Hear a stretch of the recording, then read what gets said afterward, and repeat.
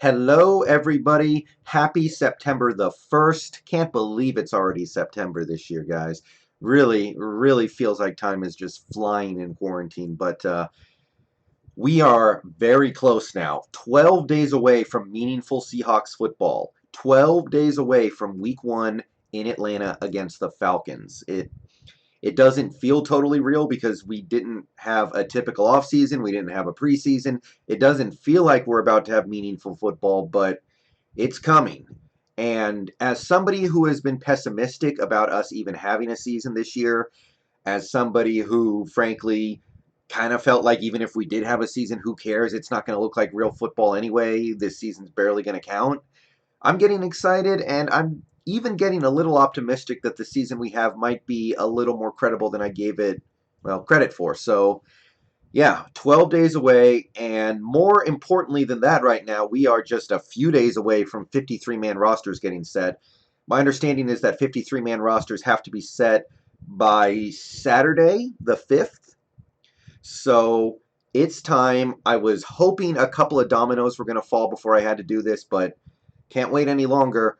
Let's go with the 53-man roster prediction. Now, because we're so close to the 53-man cutdown date, it's a little easier to do this than it is for people who did a 53-man projection a month ago or 2 months ago when things were really murky.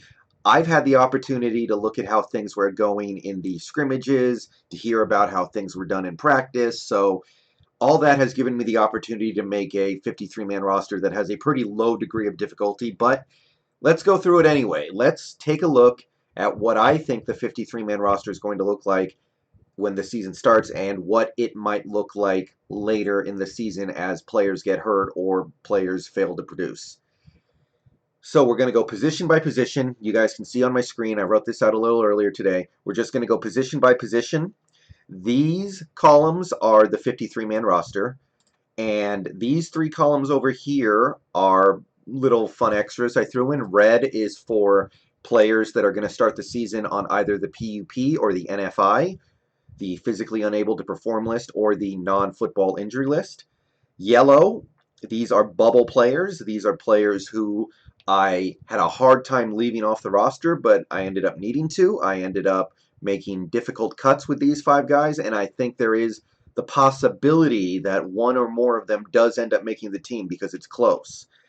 And blue, these are free agents who I think could come into play later if we have an injury or somebody is just not playing well. So we'll go over those as we go through the positions. So let's start with quarterback. Let's get down to it.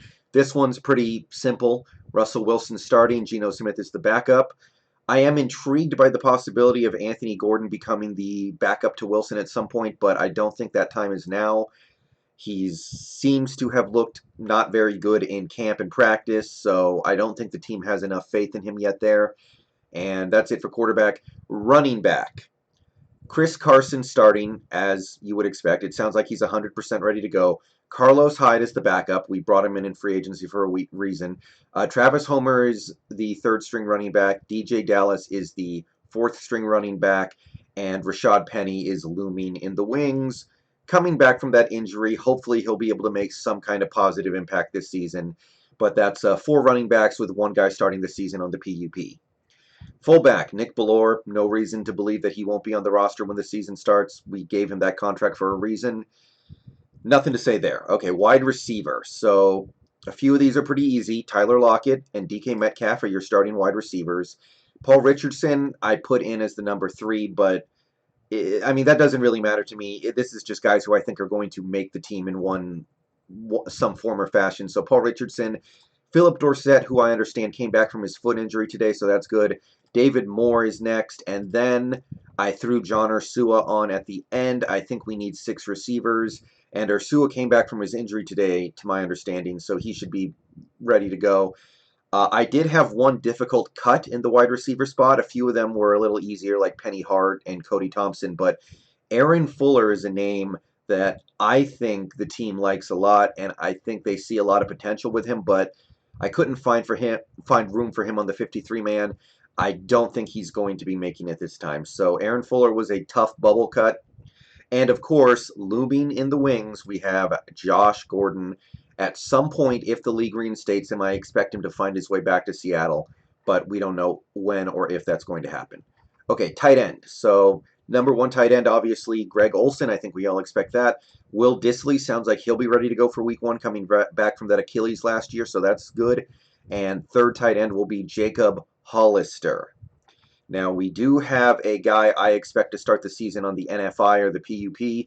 Colby Parkinson doesn't sound like he's going to be ready for week one, and with all the tight ends we already have, we don't really need to rush him back.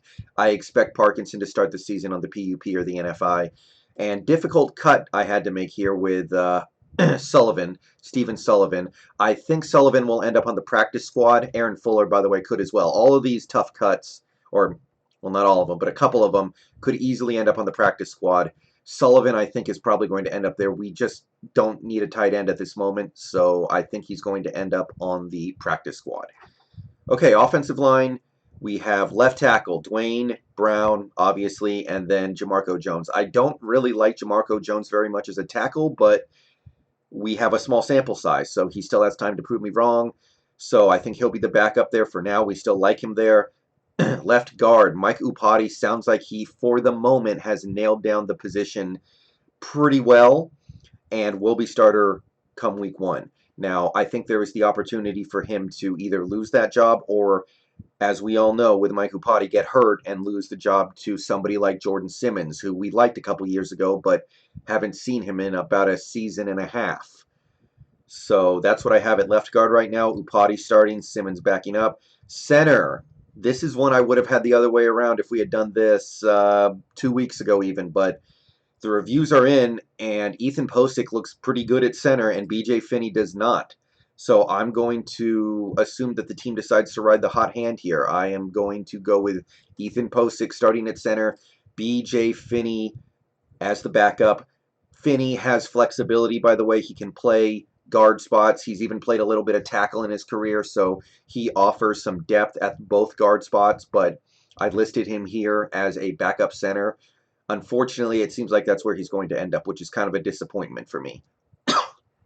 And looming in free agency as a solution, as if somebody gets hurt or if somebody underperforms, would be Justin Britt. Still not signed, still waiting. Okay, right guard.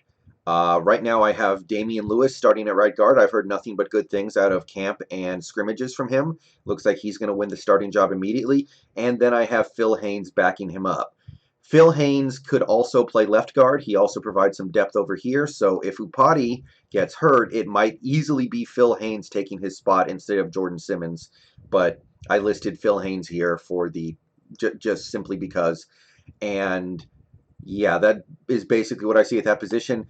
A little bit of a sleeper here for a free agent pickup if we're not getting anything good out of Lewis or Haynes or Simmons or whoever gets the right guard spot is Ronald Leary, still in free agency. Not really a good player, but a veteran who has done good things in his career. So if things don't go according to plan with some of these guys, we may go to Ronald Leary, in my opinion.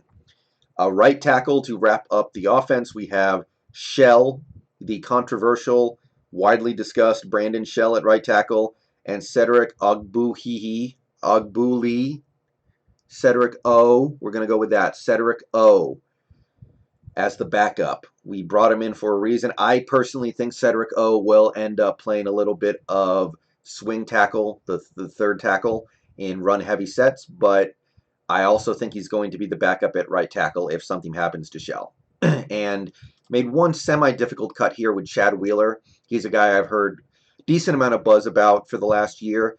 I just don't think there's any room for him on this roster. I think he could end up on the practice squad, assuming he's still eligible, but don't think there's room for him on this roster. All right, defense. So, defensive end, and this is one of the most interesting spots on this team in terms of what we're going to do with our depth, what we're going to do with our top players. A lot of potential for movement and surprises here. A lot of potential for us to bring in somebody else, or you know, there's just a lot of things that can happen defensive end. So right now I have Rasheem Green, Benson Mayowa, LJ Collier, although I suspect LJ Collier will be spending a decent amount of time in the interior of the defense by the time the season starts.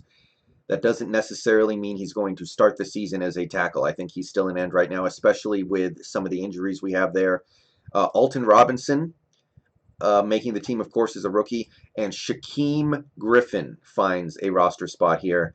So he's the fifth defensive end, which I think is a perfect spot for him to be in. Darrell Taylor, I expect to start the season on the PUP or the NF. I guess it would actually be the PUP because he got hurt in college. Doesn't sound like he'll be ready for week one. And once again, I don't think we're going to rush him back. Remember, on top of the defensive ends we have here, we also have Bruce Irvin, who is technically being listed as a linebacker, but we all know Irvin is going to spend some time at defensive end. So we can afford to take our time a little bit with Darrell Taylor and say, hey, come back in week 7.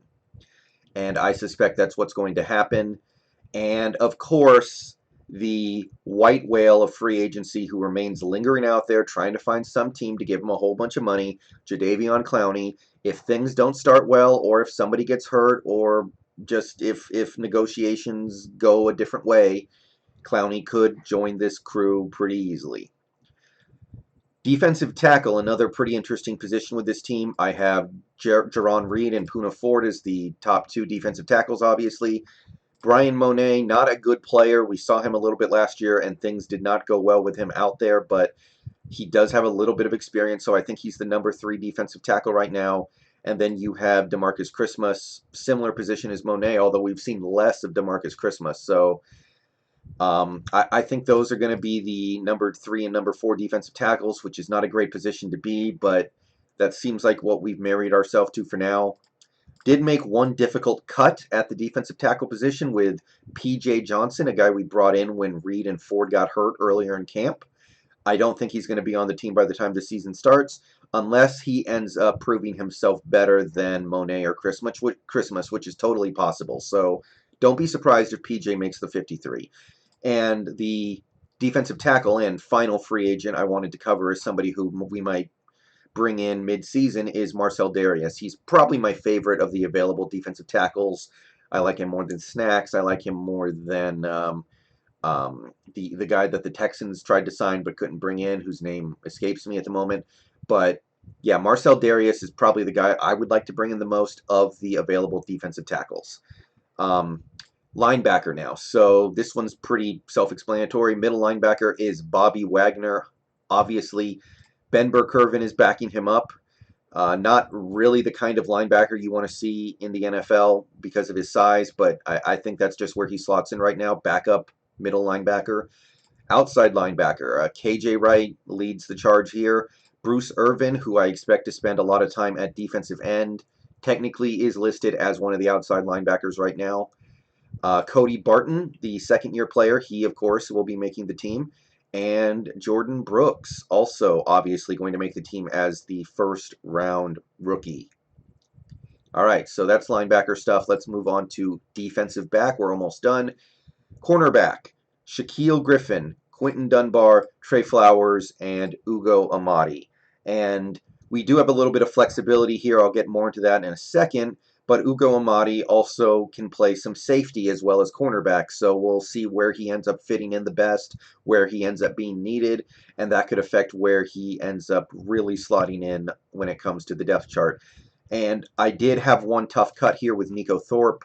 I just couldn't make room for him on the roster. I just couldn't come up with a place for him to go. He's obviously more of a special team player, and it wouldn't surprise me if he did make the roster over somebody like somebody I'm about to talk about. But I left Nico Thorpe on the outside for the moment. Would not surprise me at all if he got in over one of these guys, like, say, Lano Hill or DJ Reed. So, getting to those guys now, let's move to safety. We have Jamal Adams at strong safety, obviously backed up for the moment by Lano Hill. Would not surprise me if we saw a little bit of shuffling and Lano Hill got booted out, and then we moved Amadi to strong safety or Nico Thorpe to strong safety just to have a backup for Jamal. Something like that. But for now, I have Lano Hill making the 53-man just for his experience.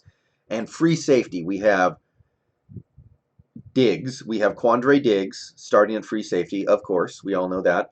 And then we have Marquise Blair backing him up at free safety. However, I suspect that Blair will see a lot of burn this year at nickel cornerback as well. So you could just as easily put him here as you could here. So Blair, technically the backup free safety. We'll see what ends up happening with some of the other players. And kind of the guy who made the 53rd spot on my roster was DJ Reed. He's a safety slash cornerback slash return man we picked up from the 49ers in the offseason. I feel like his flexibility and the fact that we picked him up in August bodes well for him possibly making the team, but it would not shock me at all if he goes and we keep Nico Thorpe instead, just as an example. So definitely some room for movement here, but this is my prediction. Special teams real quick. Myers, kicker, obviously. Michael Dixon, punter, obviously. I don't have the team having a specialized return man for kicks or punts. I expect either Lockett to do it, or David Moore to do it, or Dorsett, or Homer, or DJ Dallas, or maybe eventually Rashad Penny, or DJ Reed, or somebody who's already listed here to handle kicks and punts. And finally, we have our long snapper, Tyler Ott. And that gets us to 53 total players. So that is my prediction. What do you guys think? Do you think one of these bubble guys might work their way in favor of a guy like DJ Reed or Lano Hill or DeMarcus Christmas? Do you think we need to bring in a guy like Justin Britt and kick out Cedric O? Or maybe you're already giving up on Jamarco Jones? What happens when Penny comes back or Parkinson comes back or Taylor comes back? Who gets booted? That's really all I got today, guys. Hope you enjoyed. Hope you at least found it interesting. Maybe you agreed, maybe you didn't. But yeah, I'm going to be making more videos kind of like this in the upcoming days because we're so close to the season. See you guys later tonight on stream. Go Hawks. And that's what I think our team's going to look like in week 1. Is it going to work? We'll just have to find out.